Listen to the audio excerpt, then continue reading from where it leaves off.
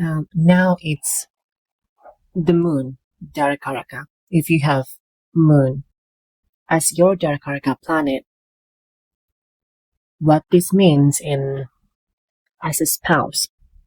If you don't know what is darakaraka, it means that the planet in your natal chart, I'm using Vedic astrology in here. It is not Western astrology, by the way.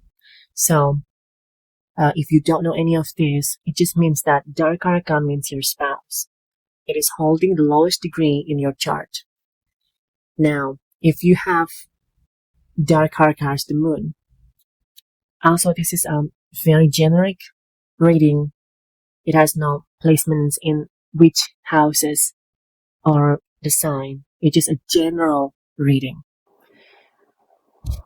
And the afflictions part, I will talk about it in the end of this video.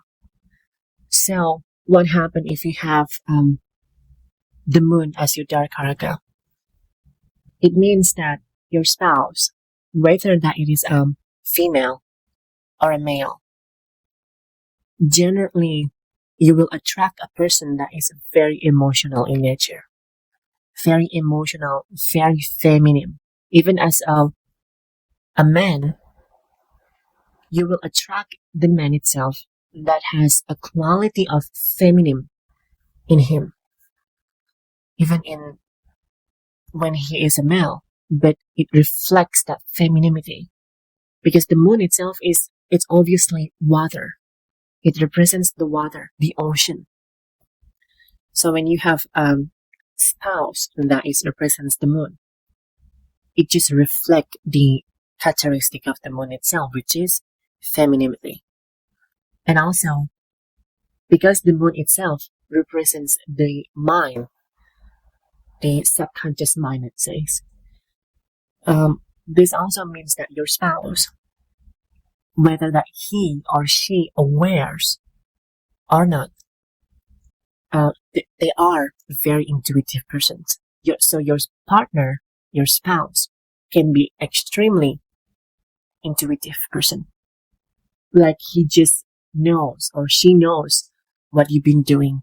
Like that feelings of, gut feeling, but more of like intuition from the mind. So don't be surprised if your partner is somehow, it's like a psychic, because it can be a psychic. Your spouse can be a psychic because the moon is water, and water itself represents deep emotional, feeling, and that feeling is also connected to, intuition.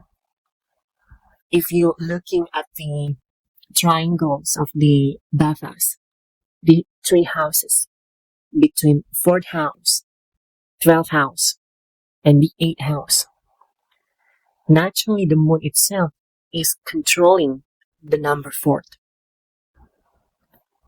The 4th house is always controlled by the moon.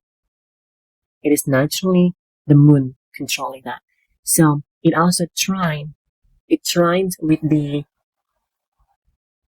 Mushka Bhava, which is the houses of the Mushka, which is the liberation. So it is strong, it is extremely strong intuition if you have a partner as the moon, darakaraka. Now, in terms of like a physical trait, because the moon is also has that silver colors to it. So even if your spouse is dark, like dark skin, there is always like a glow in the face. There's like a glowing radiance energy reflected from their aura. It's because of the moon. And the moon itself loves to travel.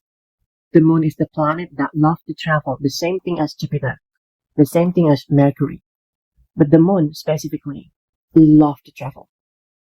So if you have a partner that is moon darakaraka, it means that your spouse loves to travel.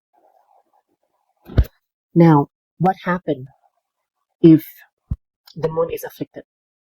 For example, if the moon is placed in 8th house or affected by certain malefic planet like Saturn, Rahu, or Ketu, especially if it affected by either Rahu or Ketu, this means your spouse can be a foreign spouse. Someone is outside of your country. If it's connected to either Rahu or Ketu, if it afflicted with Saturn, it just means that the quality of the emotional can be restricted. So instead of like expressive in nature, it can be emotionally drained, emotionally cold person. If it conjunct with Mars, then the quality of the water is being boiled.